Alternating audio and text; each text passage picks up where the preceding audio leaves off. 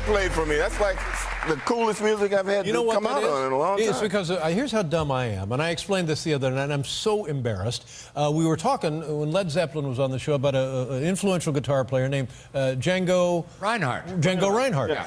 And in my head now, I'm thinking that's what the movie is about. But it turns out it has nothing to do with that. Not at all with Reinhardt, but it is about Django, but not Reinhardt. Django, right? And so Paul, also under the misimpression, had prepared the Django Reinhardt music to play you on with, and so we didn't want to waste it. Now I feel silly. I really appreciate it, though. I mean, that's like I'm some of the glad coolest, you liked it anyway. It is cool. coolest music I've ever walked out of. It's like awesome. Do you know Django Reinhardt? Know of him, I mean? I know of him, yes. Yeah. I see. I'd never heard of him. And I'm sure Quentin played him on set because he has a habit of playing music between setups. Now, what is that like? So they say, okay, cut! And then they do whatever they do, and then what happens? We play music, we talk. What kind of music? Well, there's rock, there's pop, there's hip-hop, R&B. Everything. Country, sometimes classical, but Quentin doesn't allow electronics on set, so there's no cell phones, you can't take your iPad. See, I think that's your Kindle, and you have to talk to each other. Yes. And interact. I think that's a so great it's great. idea. Yeah. But wait a minute, wait. When I came out, I was trying to remember now, you got this Kennedy Center honor the other week. Congratulations, by the way. So, Thank you. Thank you very much. Thank you. So you're the equivalent of... It was an enormous mistake. Thank you very much. So now you're the equivalent of like a British knight, right? That's to exactly America. right. I have diplomatic immunity. I can park where I want. Awesome. But you don't have like a real title, so like knights become like Sir Ben Kingsley, Sir Sean Connery. But what do we... Just... Mr. Captain Boss, what? Mr. what? Mr. Dave, Captain Dave, Boss Dave, no, what? It's Mr. Dave. Mr. Dave. Yeah, Mr. Dave. And you have a medal. That's right. Well, awesome. I'm Mr. Dave.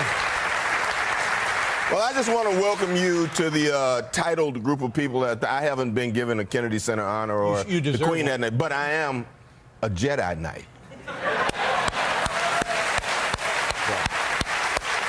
You have a medal, I have a lightsaber. We're a great combination. Tell me about your, you and I are about the same age, almost exactly the same age. So I know what my life was like growing up around the holidays. What was your life like growing up around the holidays? Around the holidays, a lot of cooking. That's good. My grandmother made fruit cakes and jam cakes, and she made them Thanksgiving. And she would start pouring bourbon and rum and rye on these cakes and covering them with cheesecake. So that became like my job to make sure the shot glass that sat in the middle of the cakes was full. So I did that and constantly reminded them that my birthday was December 21st, and they had said that's really close to Christmas, so we'll just wait. We'll just wait.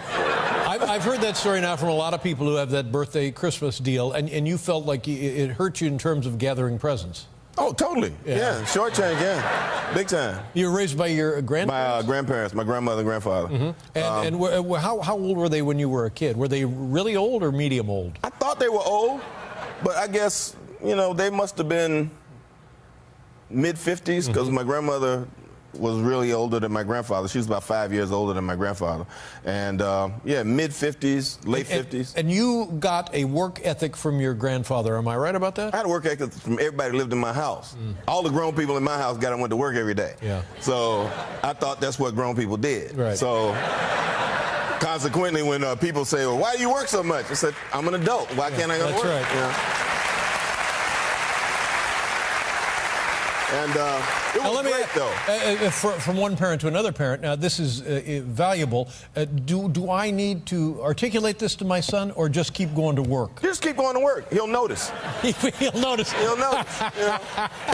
Thank God someone notices. And you don't have to say stuff to him like, you know, we can't afford that. You know, I heard that a lot.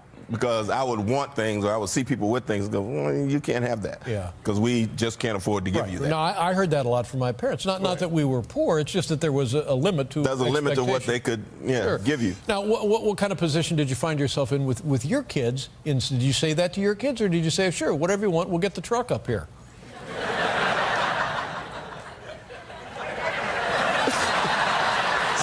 I know. Yeah, but Zoe knew that we had expectations. So when she wanted something, she had to earn it. You had a grade, you had to learn something, you had to read a specific thing. Like that was years ago when one of those new PlayStations came out and she wanted it. And something happened at school and she got in some trouble. And I had already bought the PlayStation. So when she got in trouble, I put the PlayStation on top of the television in her room, in the box. But it didn't come out of the box until that whole punishment period was over. Oh, yeah. So she had to see it every day. That's tough. But it kills you because you want everything to go well so you can give her the reward. I mean, it must kill you. Yeah. Well, yeah. And it would be easier to just say, oh, sure, we get everything, whatever you want. But really what you ought to say is, nah, you got too much. Forget about it. You know, wait till I'm dead. You'll get everything. She totally knows that. She figured that out. But you have to have an expectation. You also make kids understand that you have expectations of them, that you want them to achieve and to succeed in specific ways. See, I think you'd. I want to send my son to live with you. Yeah. Well, but we have the paperwork upstairs. Right. But also the big difference becomes too, when she was with us, it was one thing, but we sent her south. My wife's from Atlanta too, so we sent her south to be with our grandparents for a period of time. When she came back, she was way more disciplined than she was when she left. Yeah, that's right. Yeah, because the grandparents, they got nothing to lose. No. It's in their best interest to shape the kids up because they're not going to be with them every day. You're going to be with them every day. Yeah, but all we had to do was say the word switch and Zoe just started blinking. Yeah, started twitching. Kind of dancing like that. So. Now, this is very close to an anniversary of you almost getting killed here in New York City. Yes. Yeah, I guess about, I don't know, 19. Why does that make you laugh? It's a funny, strange, scary, bizarre situation. You weren't laughing at the time. No, I was not. Yeah. No. I guess, 1989, 90, around December 18th, somewhere in there, I got my foot, the subway door closed on my right ankle, and I got dragged the length of the subway platform. And I was 2 cars away from the tunnel before somebody pulled the emergency cord and stopped the train. You getting on? You getting off? Getting off, lady in front of me, dropped some stuff. I stopped to help her pick it up. Very un-New York-like of me. I stopped to help her. Train closed on my ankle. I kind of looked up the track, and I heard, train was gone. And are you screaming, hey, ho, ho, hey? I was yelling and screaming and looking, trying to figure out what can I hold on to if I don't get my foot out this door, because there were people in there trying to take my shoe off and pushing my foot. There were 2 transit cops actually chasing me down the platform, and I was 2 cars away from the tunnel. I was like, it's going to be a sad Christmas. It's not going to be so good. And the train stopped. Somebody pulled the emergency cord, and I didn't find out till 2.5 years later when I got to court that there was a guy on crutches. They came from one end of the train to the other to pull the cord. Because you talk about people trying to help the people in the car and the transit cops running, but there is only one solution to that problem, and that's stop the damn train. Yeah, but you're very lucky. Well, dude said he didn't see me, even though I had on a red coat. He said he saw me running alongside the train, and I laid down next to it when somebody pulled the cord. But he had to keep my foot out the door. He saw you running alongside the train and then laid down. Yeah, right, and I just laid down. And then it's a stuck scam. your foot, wedged your foot in the door. My foot in the door, yeah. And he had to keep me out. Yeah. Oh, my God. It was very bizarre. And a settlement, obviously, and did it work out for you? Yeah, it worked out. Worked out well. Good. Wow. But it screwed up your knee, right? Yeah. I have a screw up here, screw down here. Literally screwed up your knee. An ACL, yeah. Oh, my God. And that happens more than you would guess, doesn't it? I think that year I was one of 9 people dragged, according to my lawyer. I mean, it's almost like, part of the whole New York thing.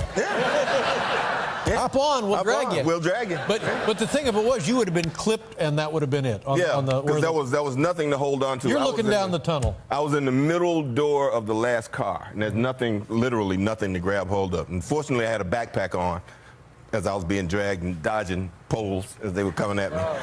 It serves you right for running alongside the train. That's right. We'll be right back with Samuel L. Jackson.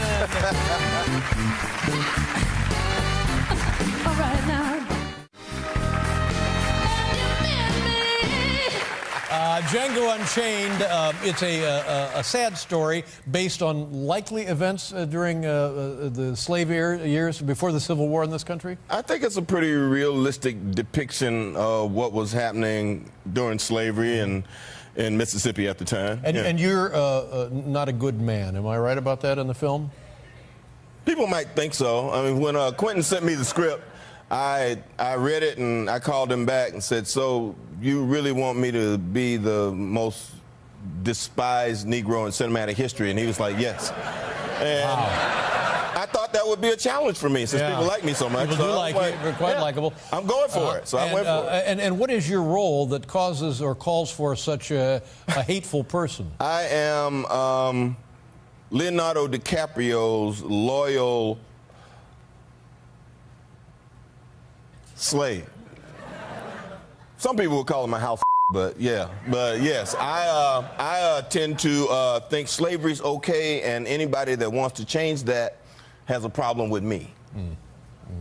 Yes. Leonardo DiCaprio? Leo's my massa. Yes. You could snap that guy like a twig. Well, my character is about 80 years old. You could still snap him like a twig. Leo's a big kid.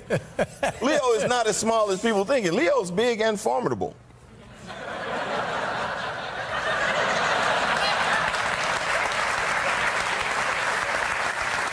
All us guys want to think Leo's scrawny and not all that. But the girls, Leo's formidable, right? Are you excited about the film? Are you pleased with how it came out? I am excited about this movie. It is so much fun. It's Quentin's version of a spaghetti western come slavery film, right. And it's almost like Shaft on horseback. Well, that's what we've been waiting for. Yeah. Let's take a look at it. It's Django Unchained, not Unchanged. Unchained. Opening Christmas Day. What are we going to see here, sir? I think this is when I first see Django for the first time, when Leo's coming home from Mandingo fighting. Mandingo fighting. Woo. He's a promoter. He's Don King of the South. Okay. Take a look right here. You can't carry your hat. No, you're welcome.